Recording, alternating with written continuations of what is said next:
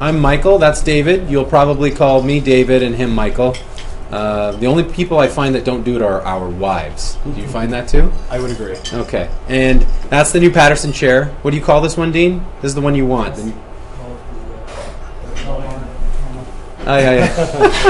That's where we all want to be, right? We're here to tell you how to get the most, save the most, and Matt mentioned that we help connect dentists and we don't charge commissions, and avoid, what's that place, David?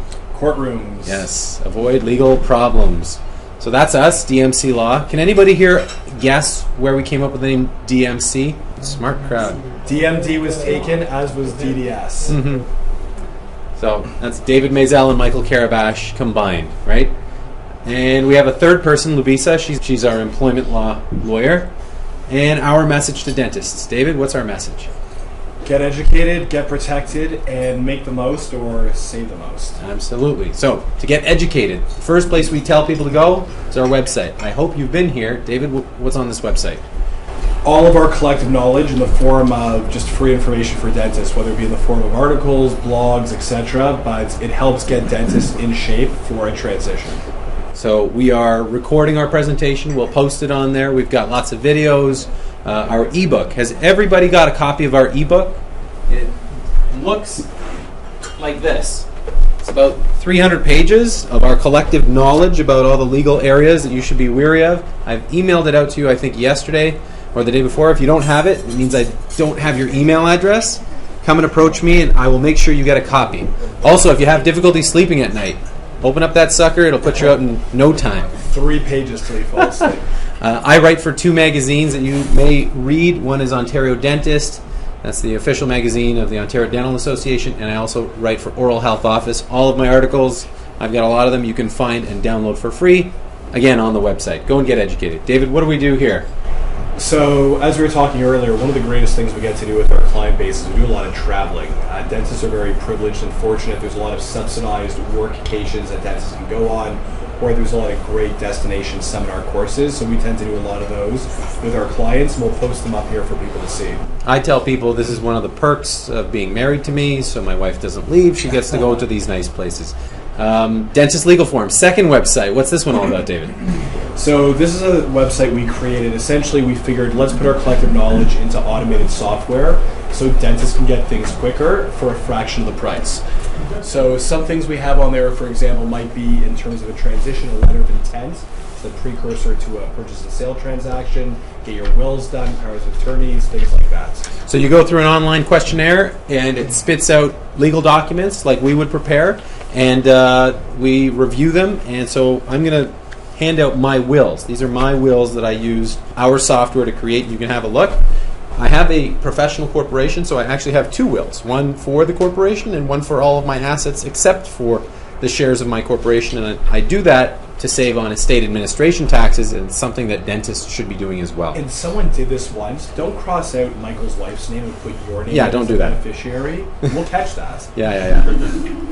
Okay, last website. David, what's Dental Place all about? So this is really what brings us here today. DentalPlace.ca is what we created. It's essentially a listing service for dental practices.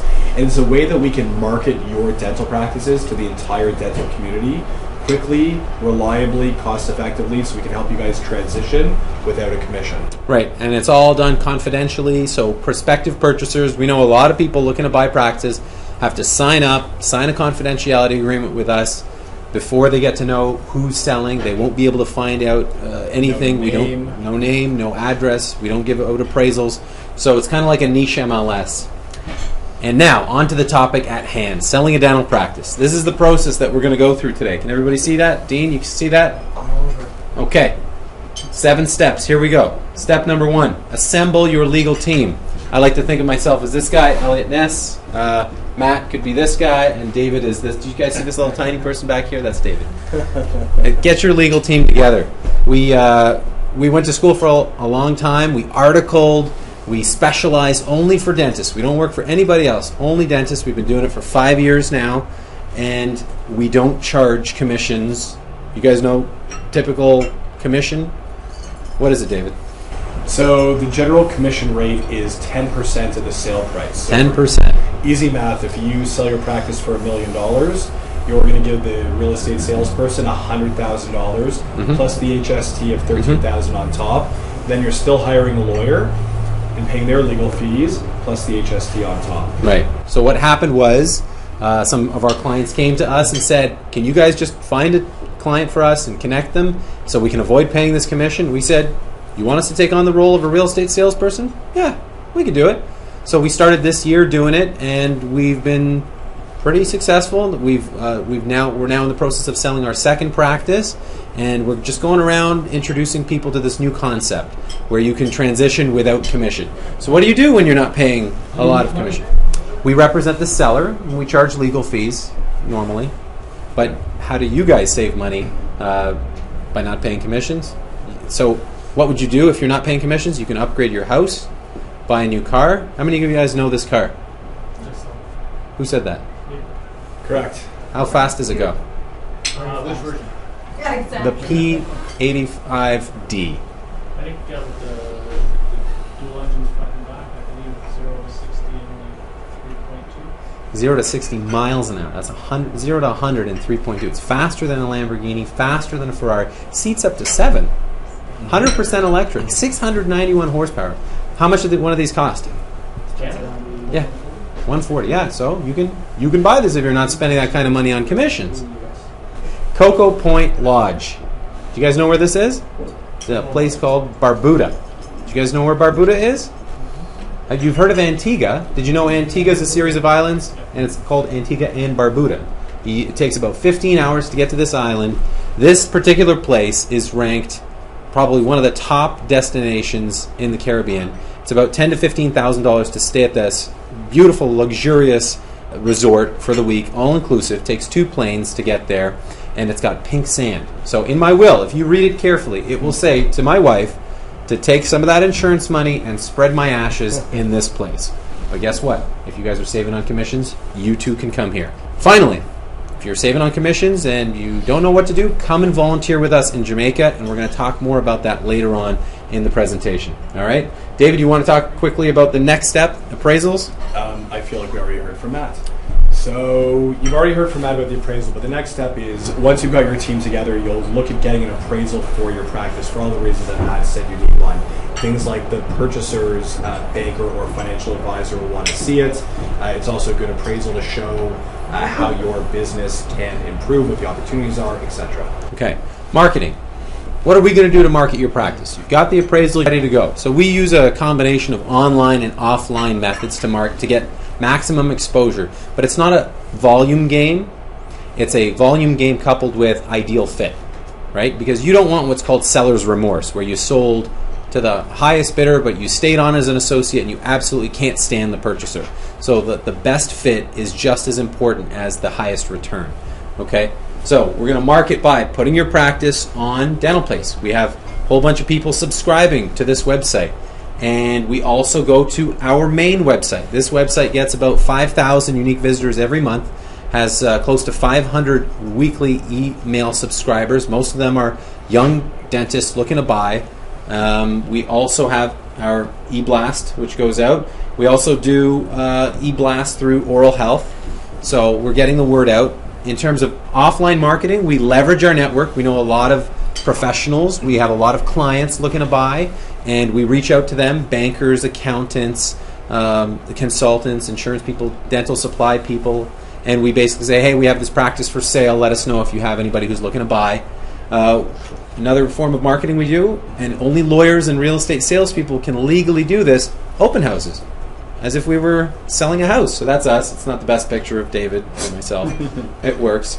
We're there. People schedule appointments. They show up. We walk them through the place, and that's some of the marketing we do. So it's essentially more or less what the real estate salespeople would do, but we believe we actually know more dentists than they do because we help them incorporate. We help them when they're out of school get an associate position, and they're only working with sellers.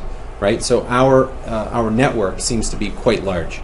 David, you want to talk about the LOIs and what LOI means? So LOI stands for letter of intent.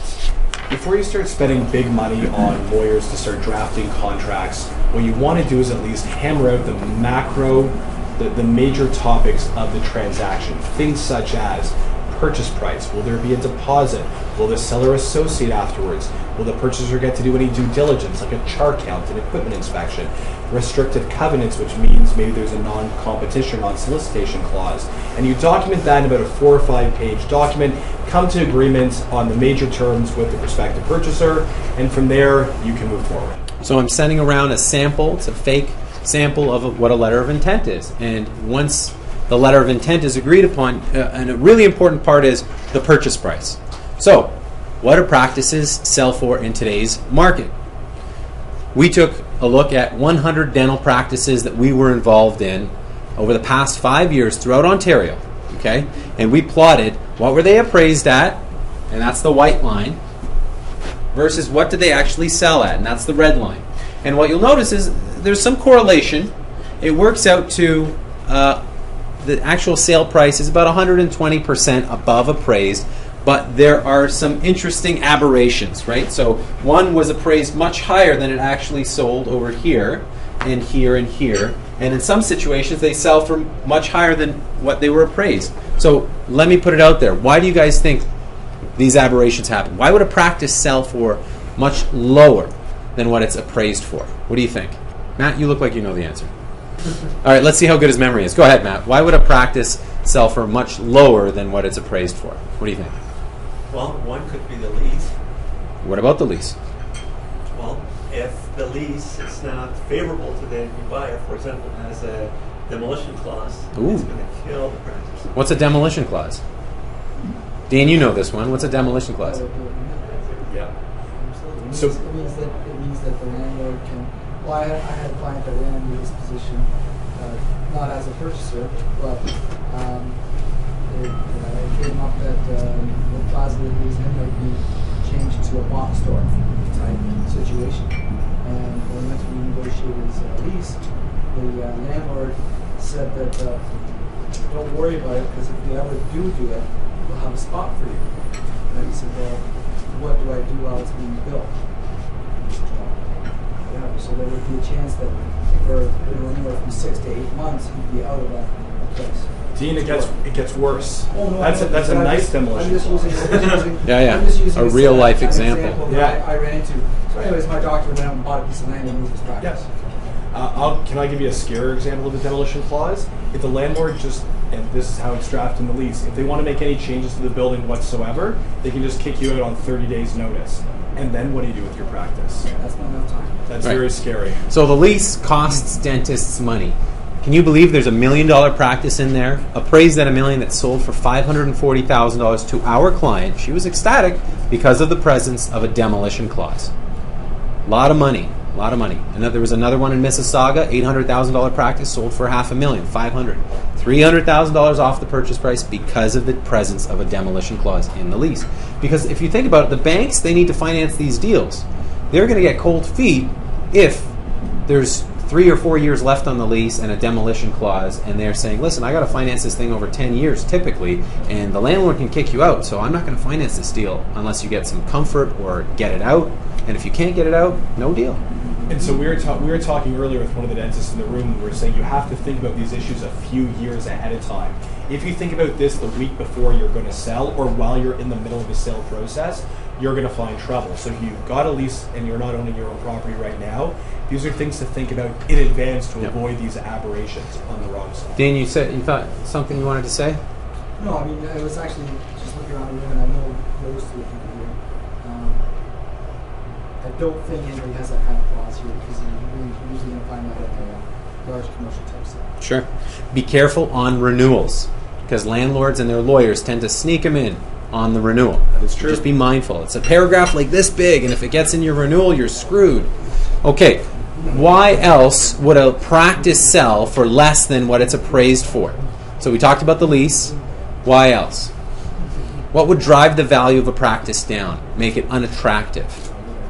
Am I allowed to answer? You can answer, David. Staff contracts, or the absence of staff contracts more specifically.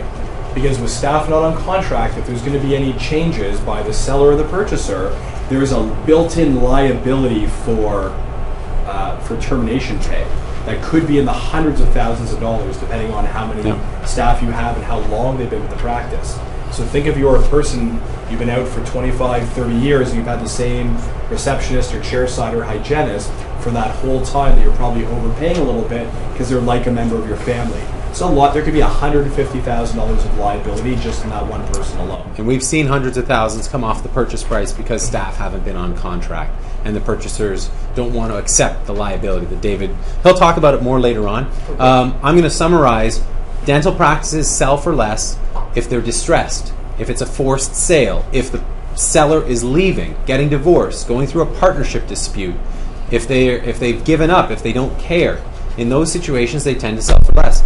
Practices that tend to sell for more have a good, robust patient base, good location, good hygiene program. 40% of overall production is ideal. Staff are on contract, great lease. Maybe it's a business partnership or a husband and wife team, and there's potential for growing. In those situations, those types of practices, we'll probably see a bidding war, and people will pay 125, 150% of appraised value because those practices are rare. And when they do go on the market, there's a lot of interest. Okay? I would only add in one more. If you own your own real estate yeah. the practice is in, that's also a big upside to the sale price. I was at a practice doing an open house on Sunday. Hygiene production, 20%.